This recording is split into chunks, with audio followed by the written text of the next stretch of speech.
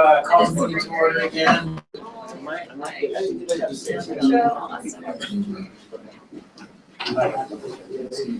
Since we opened the meeting earlier, I'd like to welcome Councilmember Connect and Councilmember Van Buren, who joined us a little while ago. And we'd like to move on to item number 2, which is a discussion regarding the proposed fiscal year 2018 tentative budget, which will be presented by our Executive Director, Scott. Thank you, council members. Is this on? Yes. Okay. So council members have already received, as members of the public, and on our open city hall, we have a copy of a high-level summary of the budget, a citizen's guide to the budget, if you will. It has some good detail and explanation of some of the things in it. We're a little short on time this morning, but these are some of the things that we're going to try and capture, or at least address in brief today. Revenues, expenditures in the budget. There's about $200 million, $201 million, I think to be exact, in the city budget. About 70 million of that is personnel costs. But we wanted to talk to you specifically about the general fund revenues. The table there tells you kind of where things are. CFS in the bottom corner stands for consolidated fee schedule fees. The bulk of our monies that come in for general fund essentially are from sales and property taxes. I wanted to talk to you a little bit about these general fund expenditures. If you total police, parks, fire, and public works, you're about 72%, well, in community development, you're about 72% of the entire general fund budget is basically operations for the city. And then the administrative things like administrative services, mayor's office, legal counsel, and economic development totals about another 19% of the budget. So most of the money that comes in is really going to operations. I wanted to show you this one, sales and property taxes. The shaded numbers shaded bars in behind represent the population. 2010 and 2015 are the numbers that we would look at as fairly accurate. These numbers come from the CAFR. They're estimates and they grow, and then somewhere along the way they were readjusted. But what this is meant to show you is that over the past 8 years, property taxes are fairly level in the city on the basis of population, and then sales taxes and sales taxes have gone up pretty much commensurate with the population growth. The only thing I'd love to see on there is that's our portion of the property tax only, right? That's correct. So the average citizen, if you said property tax has been flat that long, would disagree. Yeah. Because their bill, their overall bill has gone up. Because other jurisdictions have raised them, whereas Provo City has not. But their dollar amount going to Provo has gone down. Oh, yeah, I'm not arguing that, but just the overall impact.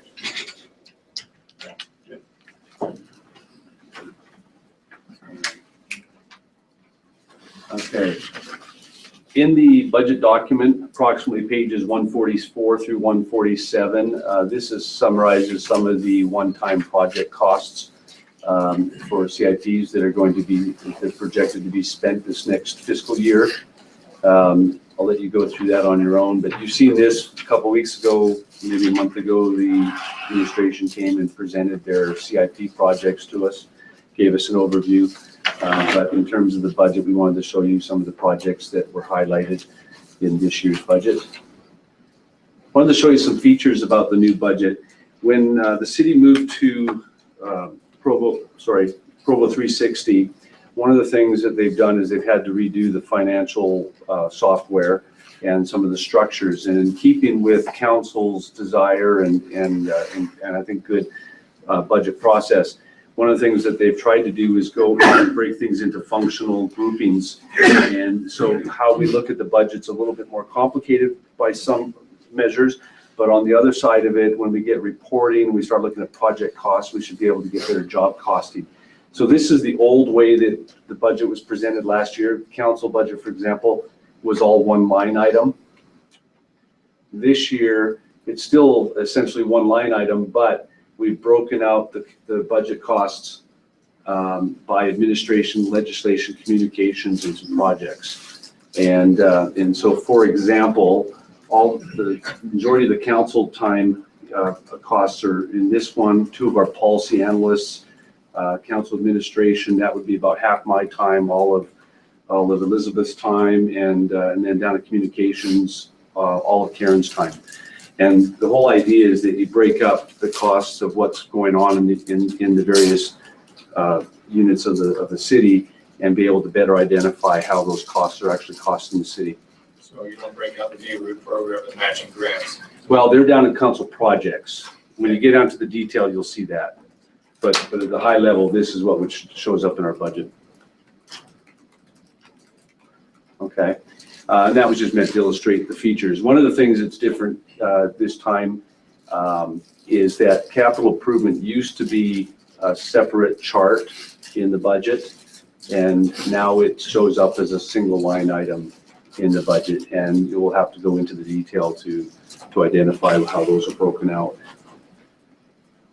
Okay, in the mayor's letter, he highlighted that some of the rate increases that are being proposed, anywhere from 8 to 14.5%, depending on the item, and sometimes that implies something really huge, but those are the actual numbers on a typical house, as I understand it. And you can see it's a little bit more than some of the numbers last year, but smaller than some of the numbers in future years. And I believe that all these have been previously scheduled by council's directive in the past. I wanted to show you this one. One of the things that people look at when they look at this at cities and states and the federal government is people always seem to be concerned about the size of the bureaucracy or the people that are serving the people. These numbers represent back in 2010 when the census was done, the city had about 790 employees, which based on a population of 112,000 works out to about 7 employees per 1,000. If you go down all the way down this list, you'll see we're still down around 7 employees per 1,000 city residents. And I looked at these numbers. From 2010 to 2018, there's about 48 people added, which still is consistent with that number. But if you look at the last 3 years, we've only added about 5 people per 1,000 as the city has grown in the last 3 years. So the growth of the personnel of the city is actually slowed. So I find it useful to go back even farther before the Great Recession. Sure. It seemed like we laid off and then had to kind of work our way back in some departments. I think that'd be good. That'd be an interesting number. I think that's reflected in the 790 to 731. Is it? Yeah. Well, a high percentage of it. There would have been some the year before. 2008 was the year, I believe, so just a couple years afterwards. That would be a lean. But the big cut we made was in that, Right here. right there in that. 2008 one. Yeah. So it happened in 2008 with the cut. Reaction. Yeah. The other thing I'd throw in, Cliff, is if you factor in rec center, increase in personnel for the rec center, a couple for the airport, it makes those numbers even more impressive if you consider the increase in services for just those 2 things alone. Are these full-time equivalents or are these actual full-time employees? FTEs, full-time equivalents. Equivalents. So that is including our part-time as far as. That's my understanding, yes. That is, that even makes it more amazing. So, and answering your question, Dave, Connect, is that when I was at the state, they would go back 20 years to look at that comparison. So we'll see what we can find. All right, in the mayor's letter, talked about the obligation bond on the rec center. Its outstanding balance is about $36 million or less. One of the things we wanted to point out for council is that back in 2015, council's budget intent statement included this statement that using both user charges and general tax revenue, the city should fund a reserve account adequate to handle all capital maintenance needs by setting aside a percentage of budgeted revenues each year. and that appears to be happening with the rec center. And I believe Bryce told me yesterday that it appears to be happening with some of the other things that we're doing at the city He too. highlights other, capital, Specifically this building. General fund facilities. All right, we wanted to show you some of the supplemental requests. This is a partial list. This is the funded list. I'm going to flip over for a second. There's the unfunded list. Essentially, what this is represents new spending in the budget for additional programs and purchases and operations and things that the administration reviewed all the list, and these are the ones that they recommended and funded. And then we've divided that between kind of a one-time cost versus something that's going to be an ongoing expense as we go forward in the budget. And then these are the supplemental requests that are unfunded.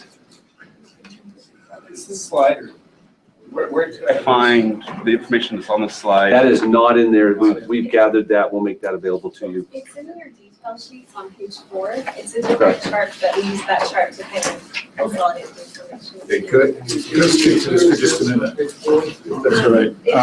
We're mixed. When we had the large budget cut, we had a number of departments who wanted and needed things that we couldn't meet with the budget. And that's kind of where this supplemental concept came to life. I almost want to say that first year was a little bit of therapy to put it on paper and make the request and acknowledge that they've made the request. Each year since then, we followed that process and have all the departments, they start with this baseline budget that they had before, and then they come and they say, well, we've got to have this that we haven't had before. And they all stack up against the other departments. And this is actually the lowest dollar amount we've had since we started this process. And I'm not quite sure how to interpret that other than it's usually about $5 million. There's a remarkably cooperative spirit among departments when we get down to the sifting. Not everybody gets what they want. Almost nobody gets what they want. And it's really a very amazing process to go through and sift this and come out with the highest needs that we have. There are some that we don't really even get a decision on. For instance, when the Spillman budget line item right here, years ago when we committed to Spillman, we committed to this $90,000 at that time. And now the police department, it's due, and it has to become a budget item, a line item. So a couple of them like that, you don't even really get much decision on. And you can see how quickly that money is spent. This replacement radios is. Spillman was a response. Spillman is the software that dispatch uses and the police use to track. We were using a separate software system from the rest of the county that wasn't talking to the rest of the county. So we moved over to, Thank you. we moved over to a software package that communicates with the rest of the county. It's actually a better software package. So there's not a lot of explanation in the budget about what each of these items are. If you have questions about them, get them to me or Elizabeth, and we will find out answers to them and get those answers back to you. But again, there's about $2 million worth of requests and about $1 million worth that are proposed to be funded in this budget. And again, those are the ones that aren't funded. And that isn't specifically the answer to the question of what we would do with the property tax increase, but it's a pretty good place where we place it. All right, so overall, this is the 2018 budget numbers. We wanted to show you that there's about, again, $200 million in the budget in terms of revenues, $207 million in terms of expenditures. Our fund balances will go down about $6 million across the various funds that we have. So it brings us to this one. We want to show you the fund balances as they've crept along over recent years. We did spend a lot in this part of this fiscal year for some supplemental requests, and that has brought us down from being slightly more than the maximum that we're supposed to have to about 20% we're projecting right now. Now, that said, This number is still likely to go up because as we close out the current fiscal year and make adjustments by the time we get into our audits and such, that number will probably go up based on whatever has not been spent this year. But that's the numbers we've got as of now. You're also, so the first part we've talked about is really just the main part of the budget. Tonight, you're also going to have the opportunity to tentatively adopt the redevelopment budget. We just wanted to highlight that for you, a $4.5 million budget in terms of revenues. I'm not exactly sure yet why the fund balance is reducing on that one. You can see staffing stays the same. Department goals are listed right near the end of the entire budget document is where all these are. Some of the things the RDA wants to accomplish this coming year. Stormwater budget's the other one you're going to have a chance to tentatively adopt today. And their fund balance will go up a little bit based on the projects that they've got going. But we want to just make sure that you knew that we at least touched on those two budgets because you'll have a chance to adopt them tonight. There's the department goals for that. Moving forward, we have a council budget retreat scheduled on June 8th in the morning at the Provo City Power Building. We thought we'd take advantage of their new facilities and use their room. And because of scheduling, Public Works is unable to, the key people of Public Works are unable to be at that meeting. So we're trying to set up something for this. And right now we're looking at the morning of the 24th of May. And that would be right here. So at that point, we only have probably another 5 to 10 minutes available before we have to break for the next meeting. Is there any questions you have? Is there any guidance from council that you want us to gather, some directions to go with respect to coming to the retreats and things? Any discussions you want to have? The request would be, let's take, I feel a little more responsibility for the council budget. So I think that we should spend a little extra time there and make sure that that's in order. So we have gone through kind of a mid-level with the leadership on the council budget. It's I think it's like $12,000 more than it was budgeted last year, and that's mostly personnel costs and a couple of adjustments we're making for. We wanted to add some money for the youth council and get that going. We also added a little bit of money because we want to replace the tin. So that's about almost 40% of that increase. Any other questions?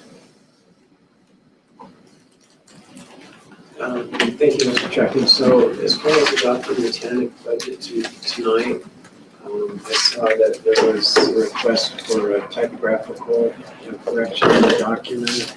And then there was a question that I believe Wayne was going to address about a copyright question. Mayor, do you know if that? Yeah, I believe so. I talked to BYU this morning, and I think that's been resolved. The typo, Dustin, We've already addressed that. All right. Yeah. So is there any questions anyone would want to bring up in terms of the budget? Otherwise, I think we should be prepared to tentatively adopt. Mr. Connect. Generally, I don't have big concerns. Few questions. Page 71, we talked about Parks and Rec, and there was in the middle of department goals, some lines. Complete Peaks Ice Arena replacement project, wall, North Range lighting, and underneath that was work with facilities service manager, getting a stronger understanding of the HVAC systems. Of course, that may not cost money. I don't know how much either it would cost, and I just wondered if we're still looking to do those things in view of the arrangement at the arena. the remodel on the front,